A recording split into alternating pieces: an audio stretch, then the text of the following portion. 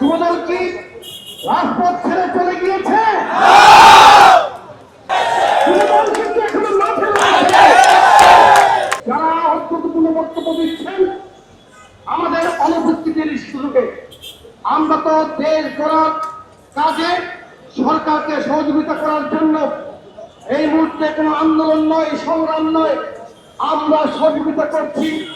এই জন্য গঠনমূলক কাজে আমরা আমাদের নেতাকর্মীদেরকে নিয়োজিত রাখছি। কিন্তু যারা অর্থপূর্ণ আচরণ করেন, বক্তব্য রাখেন, দৃশ্যটা দেখান, তারা কারা? যুবদল গত 16 বছর আন্দোলন করেছে, সংগ্রাম করেছে। 16 বছরে কত মাস আপনারা কি জানেন? 192 মাস।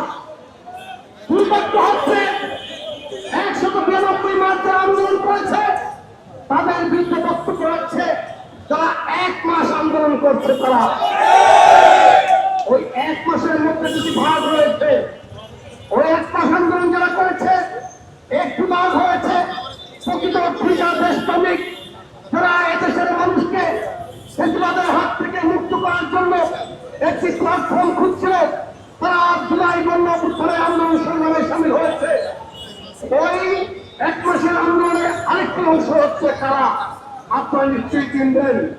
গত 16 বছর ফেসিবাদের আশ্রয় দেওয়া ছিল, মুজিব কোটের ছায়াতলে যাওয়া ছিল, তারা এখন আমাদের বিরুদ্ধে বক্তব্য রাখছে যারা 192 মাস আন্দোলন করেছে, সংগ্রাম করেছে। বন্ধুরা আমার, বক্তব্য দীর্ঘায়িত করবো না, শুধু একটুকু বলবো, যারা কথায় কথায় দৃষ্টান্তমূলক বক্তব্য রাখেন, আমাদের প্রধানমন্ত্রীর কালির পাশে এসে দাঁড়িয়ে তার বিরুদ্ধে স্লোগান দেওয়ার দৃষ্টিতে দেখান, তাদেরকে বলতে চাই আমাদের প্রধানমন্ত্রী অনেক উদার মনের মানুষ। আপাতত তিনি আপনাদের বিরুদ্ধে আমাকে কিছু বলেননি, তিনি হয়তো ভবিষ্যতে বলবেন না, কিন্তু আমরা কিন্তু সবসময় বলছি এরপরে কোনো বক্তব্য রাখার আগে, স্লোগান দেওয়ার আগে একবার ভেবে চিন্তে দেখবেন যুবদল এখন পর্যন্ত 5 ছেড়ে বাড়িতে চলে যায়নি, চাকরি রেখে বিদেশে যায়নি, কেউ ব্যবসা বাণিজ্যে নিজেদের জীবনকে রাজনীতি থেকে দূরে সরে নেয়নি। যুবদল কিন্তু এখনো মাঠে রয়েছে।